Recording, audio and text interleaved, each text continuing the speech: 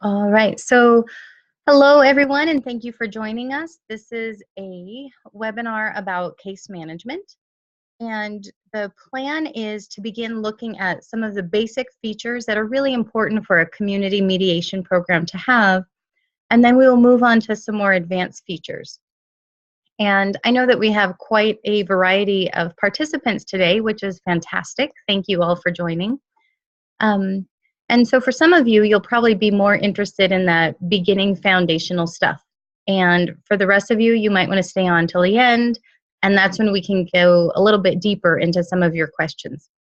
Also, for everyone who has signed up, if you weren't already a member, I set up a demo caseload manager for you.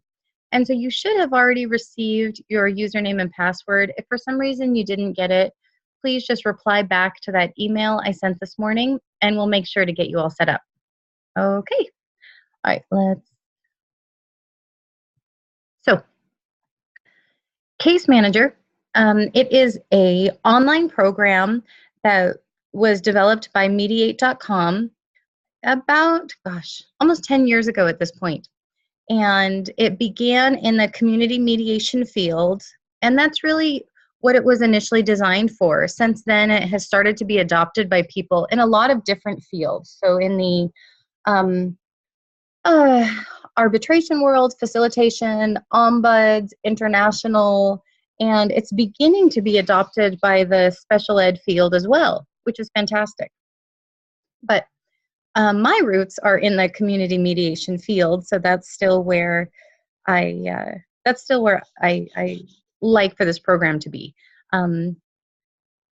We have some other people in our office who are more divorce and private mediation, and so it's great for them. They've been able to design features that are more appropriate for solo practitioners or divorce firms. But again, since my background is more in the community mediation world, then those are the features that I knew to add on to this program. All right. So if your office doesn't currently have some type of an online caseload manager program, then this is great. You get to start absolutely from scratch, and we will show you exactly what you're looking for.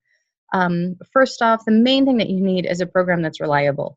If you're planning on getting something in the cloud, then you need to look at what system it's being housed on.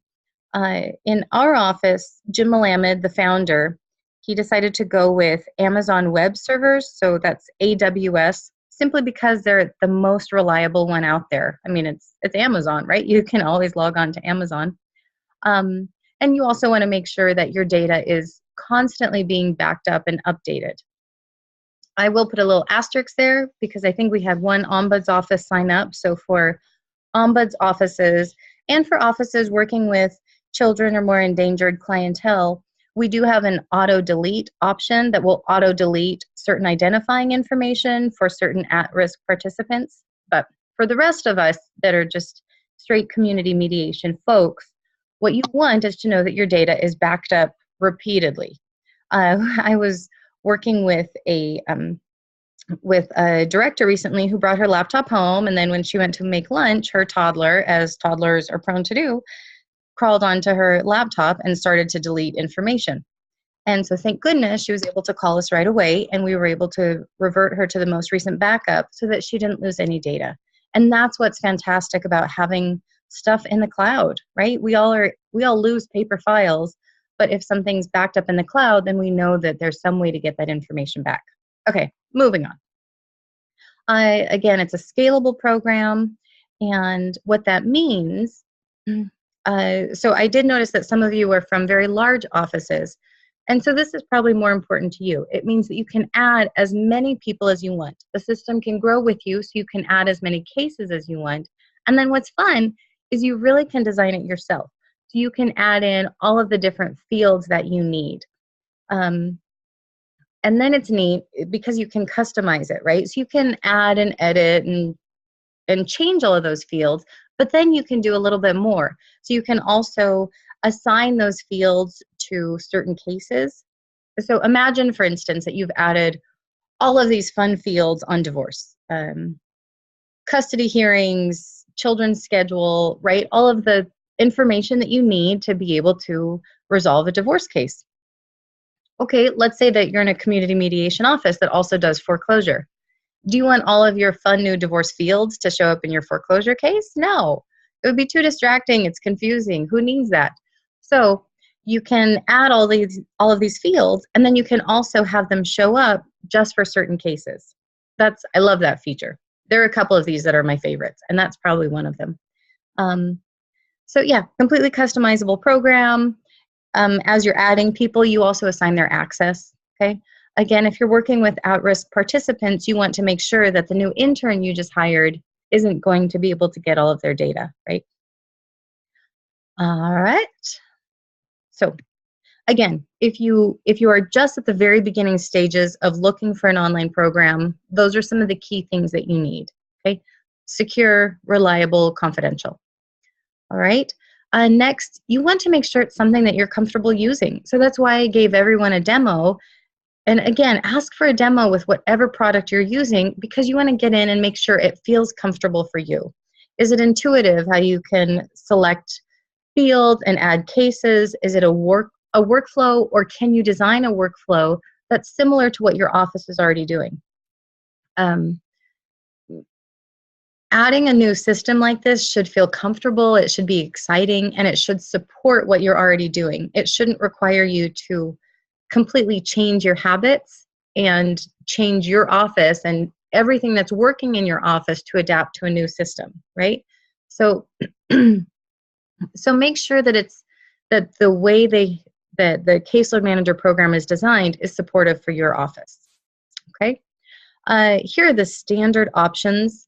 And again, this is what we have included in our system. We have 5 main hubs: cases, activities, calendar, email, and reports.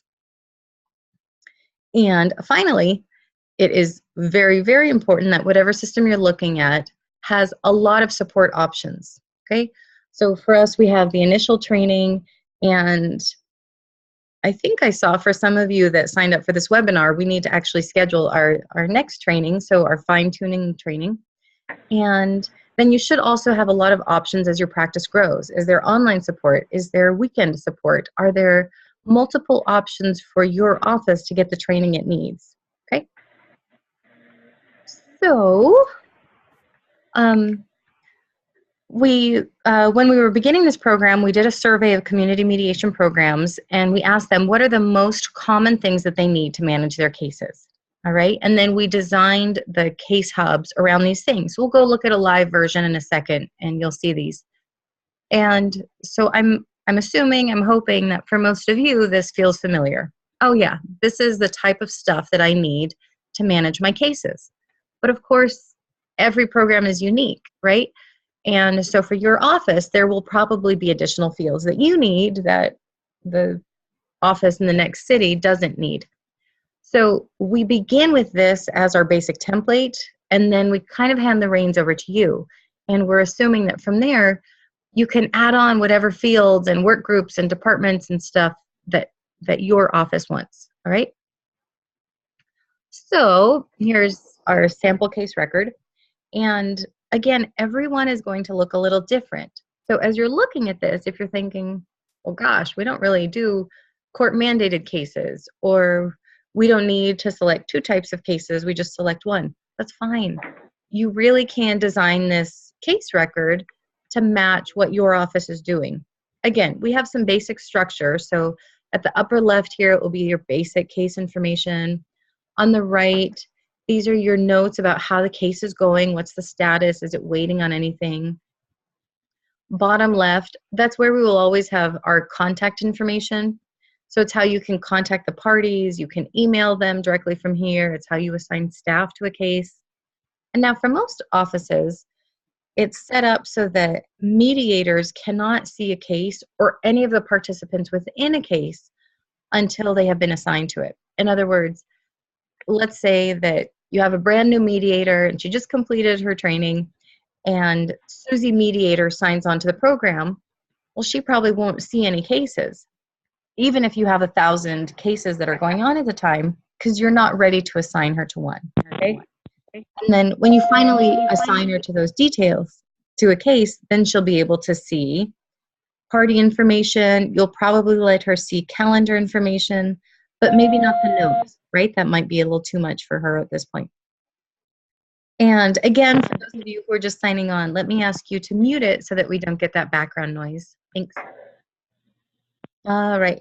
So I mentioned that we have 5 main hubs, cases. Here's an example of our calendar. And so every mediator is going to have their own calendar. And then as an admin, you can see the complete office calendar to know what's going on. It also helps if you have a case developer where she can just look at the rooms within a calendar. In other words, when is the conference room booked? Because that's a huge deal, right? If everybody's trying to schedule a mediation, it's tricky sometimes to track down when is the room booked, when is it available, or if we're doing a training, do we need to have the projector there? Do we need to have easels, right? It's a great way, this calendar is a great way to assign those resources to certain rooms. And then just to know what's going on in the office. Okay. I also mentioned that we had a mail system. We'll go look at this live in just a moment, but just so you know, this is roughly what it looks like. We can send emails, and I mean, let's face it, everybody got my email this morning, so we all know how to do emails at this point. But the system has a couple of additional bells and whistles that make it fun. So if you look over on the right-hand side here, do you see where it says text substitutions? Okay, so that's a sampling of the data that you can sub in to your documents that you're creating here. And I say documents because you might be just sending a simple email like, hey, Susie, we're meeting at 9:30, okay? Or you might decide to turn this into a PDF. You might decide to print this. Maybe you want to print out a quick case summary before you head into the courtroom. Maybe you are printing out the details of a mediation for the parties to sign. All right, so you can do all of that through this program, and you just decide if you want to send it or if you want to print it. And it's kind of like a mail merge with Microsoft Word, if you've ever used that, where you just plug in something like first name. And let's say you're sending it to 20 people involved in a case, okay? Then instead of you having to send individual emails to all 20 people with their particular information, the system can send them an automated email saying, hey, this is your first name, last name, street address. This confirms we'll be meeting with just you at this time. Here's the summary of payments you made or balance due.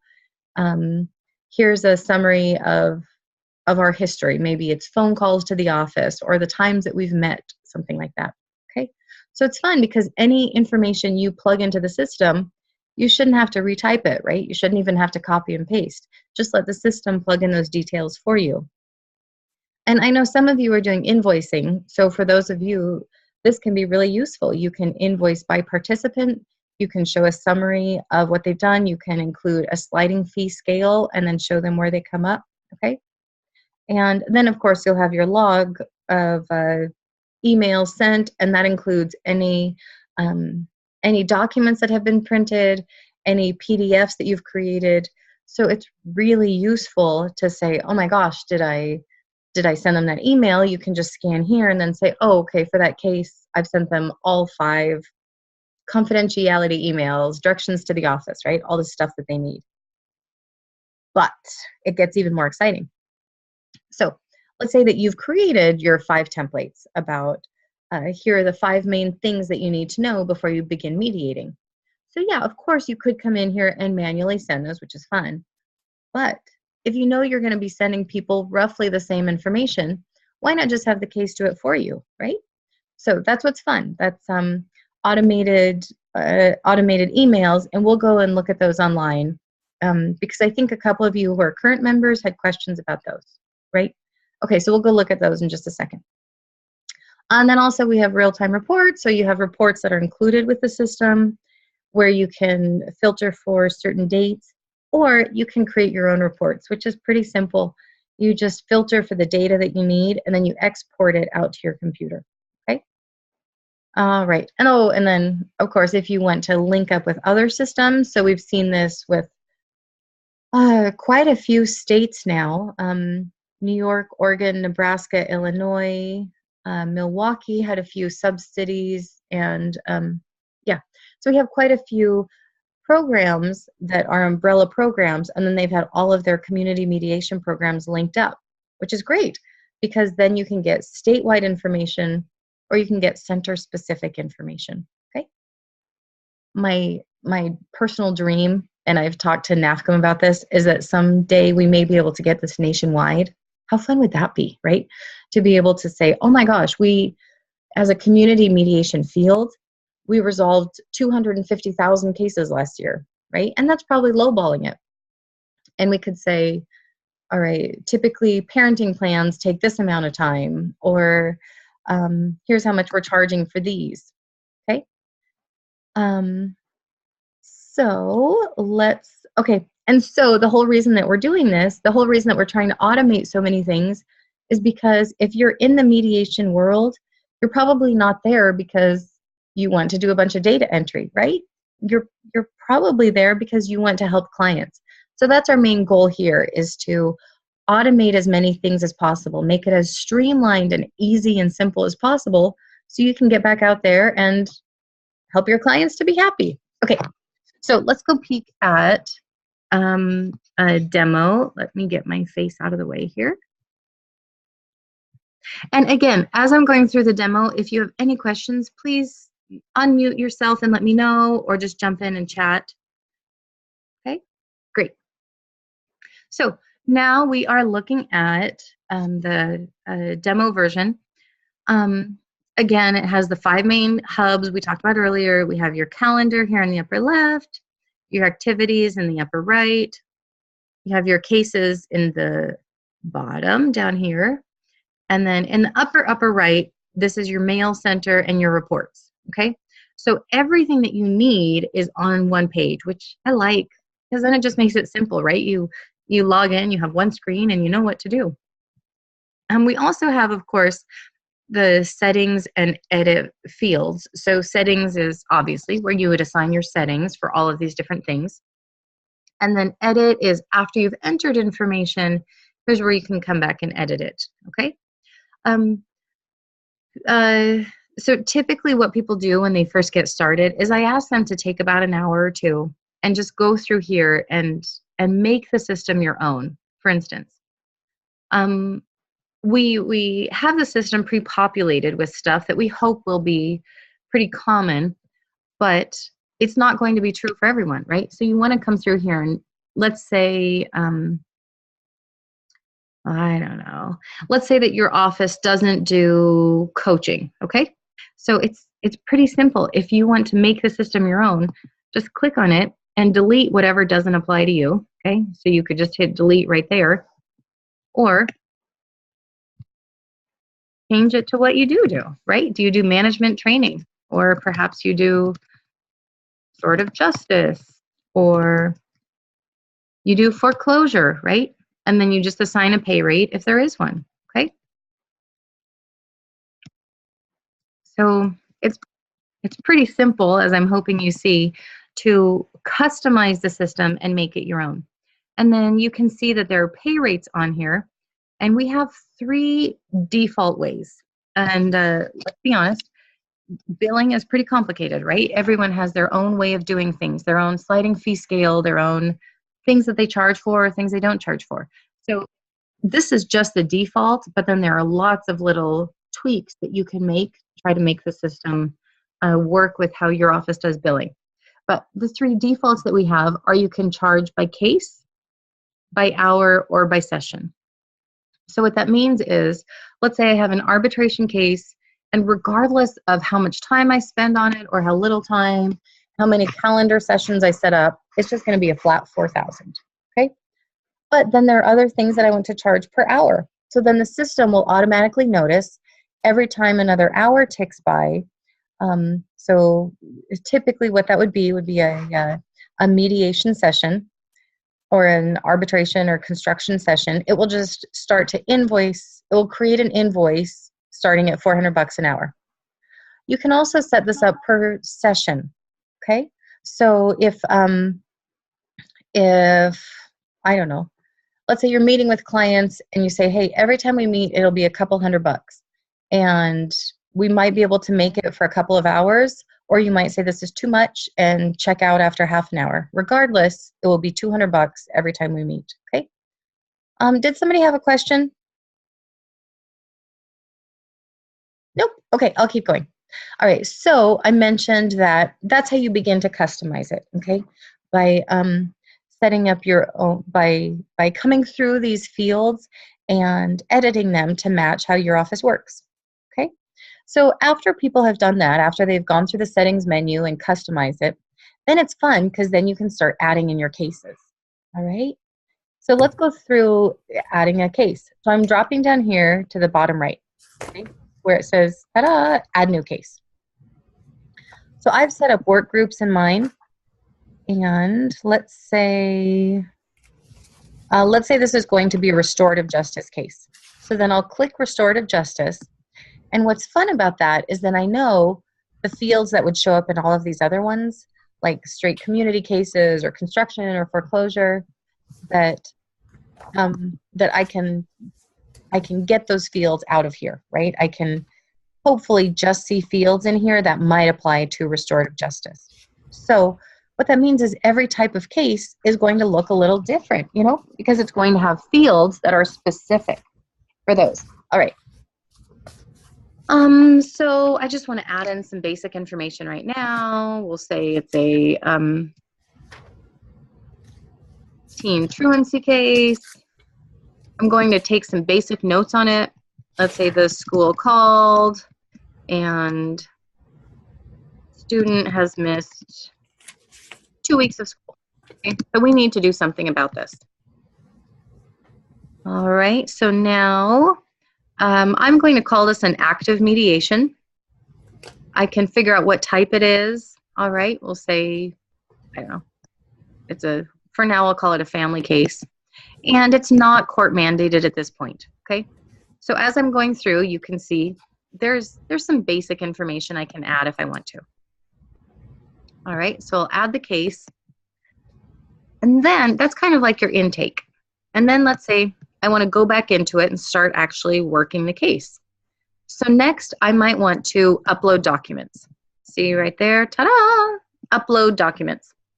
What's fun about this is I can upload documents there, okay? So as a staff member, I can upload documents, or you can send an email to your participants, so that might be the principal, school supervisor, community enforcement, whatever, and have them upload whatever documents you need. We see this a lot in foreclosure and divorce cases where you just have clients upload documents directly into the case screen. It's easier on the clients. The system can handle a lot larger documents than most email programs can. They're scanned a little bit more intensely for viruses. And then you can also see who uploaded what document on what day, right? Which is great for version control. So let's say you're flicking back on a mediation agreement between you and a few clients, then you can keep track really easily of who uploaded what version on what day, okay? So that's fun. Calendar item, so this is where I would actually schedule my mediation. Let's say I'm going to schedule it for Halloween. Say 9:30, and for now, I'm going to set aside 3 hours for this, okay? And we'll have a face-to-face joint meeting. This is one of many menus that you determine yourself, okay? So these are the fields that I have put in here, but I'm assuming that you'll come back through here and say, you know, what's specific for your office. And I'm going to assign Josh to this meeting. We'll have it in breakout room 1.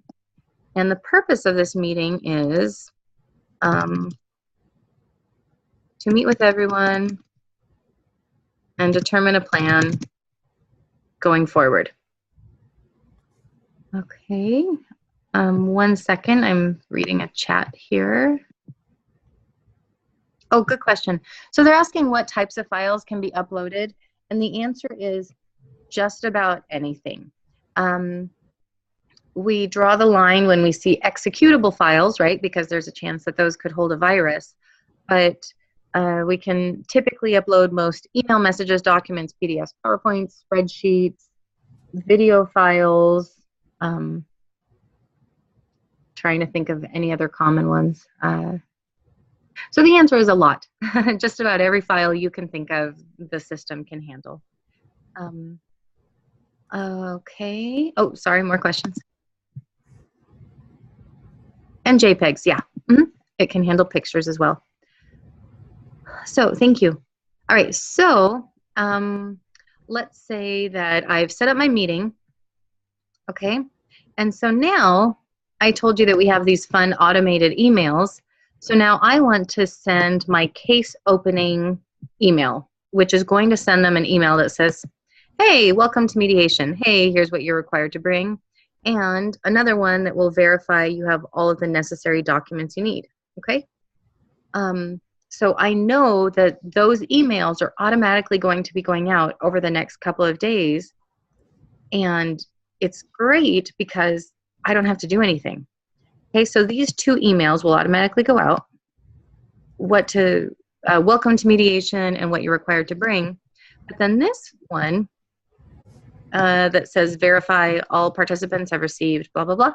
Okay, what that's actually doing, and I think this is fun too, it's going to put a calendar item on my calendar in a couple of days so that I can come back in and check the system and make sure that they've uploaded all the documents they need, okay? So the system is automatically going to be sending them emails, and then it will automatically also be sending me reminders and putting things on my calendar, okay? And then finally, so I just created this calendar item, right, where on October 31st at 9:30, we will all be meeting for 3 hours. So then it's going to send an email reminder, and I'll send that out when I hit save and like late afternoon before the meeting saying, hey, we've scheduled a meeting, make sure you show up. And then it will send a reminder saying, hey, remember tomorrow we have a meeting, make sure you show up, okay? So as soon as I hit save, those will go out. And now I just know that over the next few days, the clients and the mediators will be getting all of the necessary information they need, all right? So now we can see that this has started to change. So my calendar items now show that we're having a meeting, and now there's something on my calendar verifying that they have the necessary documents. And then scrolling down here, you can see that activities, I don't have any activities yet, but it's starting to keep track of all of my case hours. So it looks like I'll be putting 3 hours in and 1 session. And based on my defaults for this case, that means it will be charged at $450. Let's be honest, this is a restorative justice case, so that's probably not a realistic charge for this type of case. Anyway, that would be nice though, huh? All right, anyway, so scrolling down, here's where I can assign, if it's somebody that I've worked with before, then I can just pull them up from my file. And here's also where I can add mediators to this case. And again, it will only show me mediators who are qualified to handle this type of case, right? I said it was a restorative justice case. So it's not going to show me my full list. Instead, it will show me those who have restorative justice training. So that's how most people assign cases. There's another thing that some people do, which I'll go show you in a second. Update case, close, give the system a second to refresh. Okay, there we go. Now it's all in there. So another way that some people assign cases is they will send out this report. Okay, so I'm here in the upper right where it says cases needing assignment. So here's a list of all of my open cases that haven't been assigned a mediator yet. So I can email this out to people, or my mediators can log in and look at this list. And if they see something they're interested in, like, oh, I've really been wanting to work on foreclosure, then they can just click request this case, and it sends a note to the admin where they can choose to assign the person who's making the request. Okay, I really like that feature too. All right, so I think those are the basics for getting started. Again, we have 5 main hubs: calendar on the left, activities upper right, mail and report upper right, and then scrolling down here, this will be my list of cases. And again, I'm logged in right now as the admin, so I am all powerful. I can see everything and do everything. But I can see what it would look like for one of my mediators. Okay, so let's say where'd Josh go?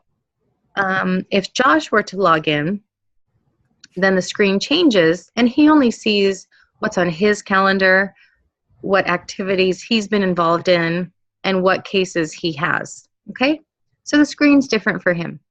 And then what's fun is he can also change his dashboard here. All right, so you see these fields? If I can highlight them correctly, there we go. These are the fields that I've chosen to look at. I think these are the most important. Referral source, what's next, that type of stuff. But I don't know, maybe Josh is the one in our office who's in charge of billing. So when he selects his fields to view, he might not care so much about the work groups or the status. Instead, excuse me, instead, he might care about this stuff. Pay rate, invoice, paid, balance due, billing method, right? All of that important information. Party fee paid, okay? So he updates what he wants to look at.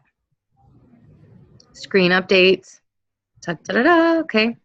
And now these fields down here are very different, right? Now it's more money stuff because that's what Josh cares about. And likewise, you can set it up for yourself. What do you want to know about at first glance?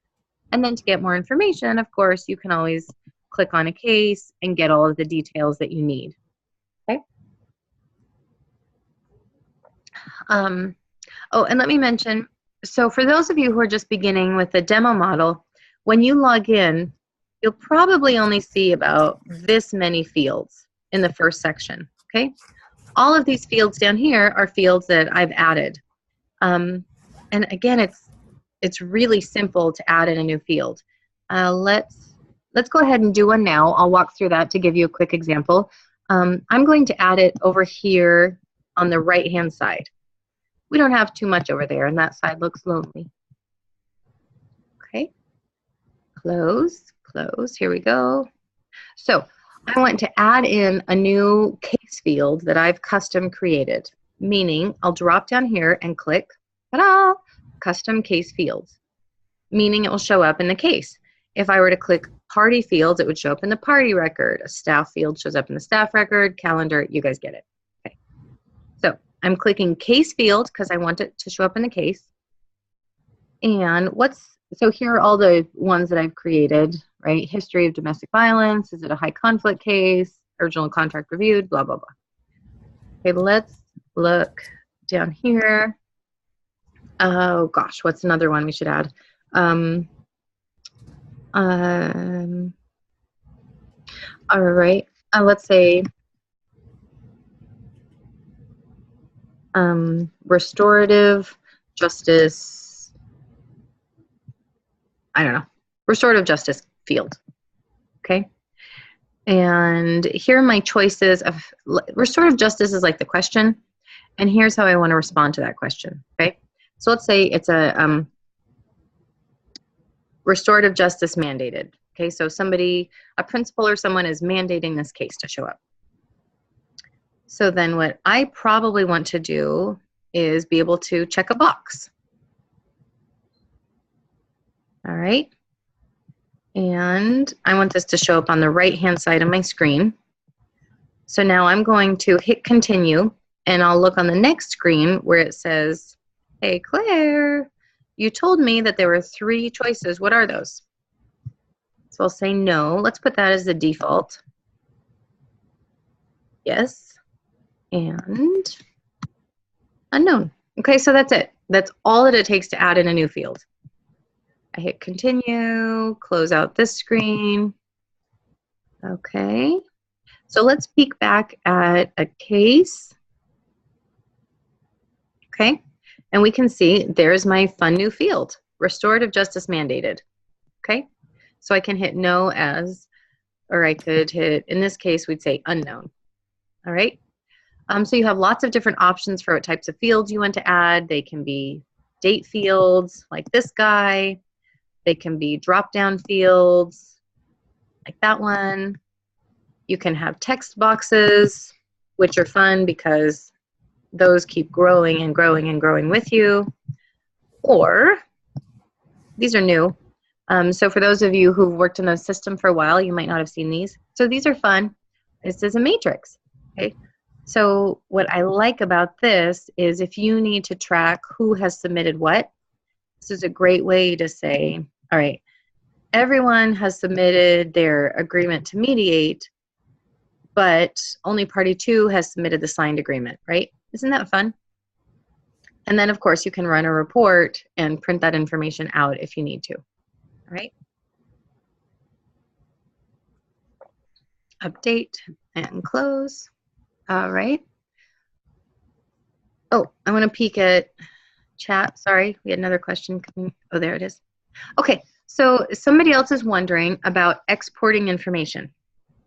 Let me be honest, this one is a little advanced. So for those of you who are just new, if you want to sign out now and play with your demo version and we can set up a more personal demo, that would be great. I wouldn't blame you.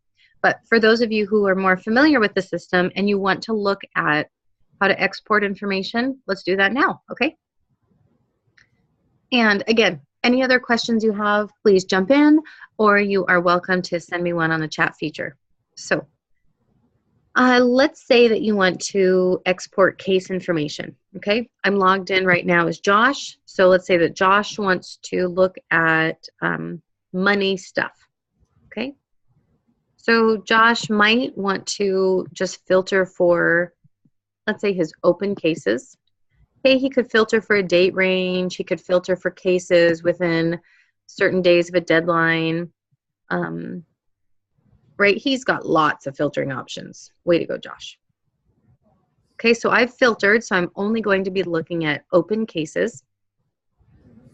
And then he can decide what fields do I want to show up there. All right, so for this report, he doesn't really care about mediators or dates. Again, Josh just wants to know about money stuff, okay? So we will update those lists. Okay, so that's it. We filtered for what data we wanted. We filtered for the time range. We selected what fields we wanted, and now I hit export. Okay? So I hit export, and what it does is it drops a file that is pretty much worthless in this format onto my computer. Okay? So from there, I can open it with a lot of different things. I can open it with Word, with Access. You could even plug it into PowerPoint if you really felt like it. But what I really want to do is create a new Excel spreadsheet, and then, oh, actually, you could even plug this into QuickBooks since it's going in, since we're just looking at money stuff. Okay. So I have a new spreadsheet. I'm going to click Data from Text. Okay. And so now I'm clicking Downloads, and there it is right at the top. Import, and now I just hit Enter a bunch of times. Okay. So there it is. There's my data. Obviously, this isn't too pretty yet, but Josh is very good at running reports. And so Dear Josh is going to turn this into summaries of, okay, now what? How much money do we expect to be coming in? How much is paid? All of that good stuff, okay? So that's a quick and dirty version of how you export data out of the system. Again, if you want a more hands-on training, I'd be happy to do a screen share, or we could look at for your office exactly what you need. Perhaps you would like to export your participants. I don't know. We have the holiday season coming up, so maybe you're sending out Hanukkah or Christmas or Kwanzaa cards, which is great. Okay. So that is how we export data. Oh, good. Somebody's asking about setting up those automated follow-ups. I'm so glad because I love that one. So there are 3 main steps. Oh, and let me point out see this help button in the upper right. If at any point you have a question and you just don't feel like calling our office or emailing, which is fine, come over here to the help section. And let's say you wanted to set up those automated follow-ups, okay? Then you could just come over here to Mail Hub, all right? Or as administrators, obviously you get a lot more detailed information, okay? So for those of you who are current executive directors, you might want to spend a little bit of time looking through here, through the administrator options. All right, but let's hop back here and I'll show you how to do it. So if you want to set up automated email follow-ups, first you need to actually create the emails, right? So I do that over in Mail by creating new templates. Pretty easy to do. I hit new template, I type in the details, and I save it. Okay, so now those templates are all saved here. Okay, next, this is it, final step. Next, I hit automated follow-ups there at the bottom of settings. I'll hit add new up at the top. What should we call this? Let's call this, oh, I just created a new Korean one. We're working with a new system over in South Korea. So we will say Korean follow-up because it was specific for them. And then I will add my follow-up email. And there it is. And I'm going to have this go out 2 days after our mediation, okay? Meaning that 2 days after I meet with the clients, I'm going to have it go to all parties and staff in this case, okay? And that mediation agreement will just be created from the details and the notes within a case that will auto-populate into the agreement, okay? Hit save. Oh, whoops, I did hit both. Okay, anyways, you get the idea. So I hit save, and now I've created a new follow-up, and now I can select that whenever I want to send to a group in Korea, okay? I'm trying to look over my list here. I think I've hit on all of the main questions. Again, everyone, please jump in if you have any other things that you would like to review, or I will be sending all of you an email out afterwards. Here, we'll go ahead and say hello again. Hello. So I will be sending out an email afterwards that you can just reply to if there are any specific things that you want me to cover for your office. So please unmute yourself if you have any questions or send a question via chat. But for now, I think that's the main stuff I wanted to cover. Oh, thank you. Right. Somebody's asking about cost. That is that is an important one. Mainly, the way that our system is charged is it depends on the amount of cases you have per year. Okay. So let's say that your office has 50 cases per year. Okay. Then we would charge you. Let's go. We'll just go actually look at it. I'm hopping over to our cost section. And some of these cost details are for like the really, really large programs like the Red Cross that we've been looking at. For most people, we have a very small startup fee, okay? And so here we go. Number of costs, and you can either pay by month or by year if that works out better for you. And so you would look at how many cases you have and then just find your monthly or annual cost here. Some people start out monthly just to see if they really like it, and then they switch over to annual because then you do get a little bit of a discount, okay? 1 second, we have another question. Yeah, thank you. So one of you is asking, since we're recording this, if you can get a copy of it later. Yeah, so when I send out a follow-up email, I will send a link to this recording. And it usually takes a couple of hours to convert. Okay, so don't expect to see anything right away, all right? It might be later this afternoon or tomorrow morning. So I think that's it. Again, my name is Claire Fowler. This is Caseload Manager. You all should have a demo by now, so go look at it, play with it. You can create logins for anyone in your office. And I look forward to talking with you later. Thank you so much. Have a great day, everyone. Bye.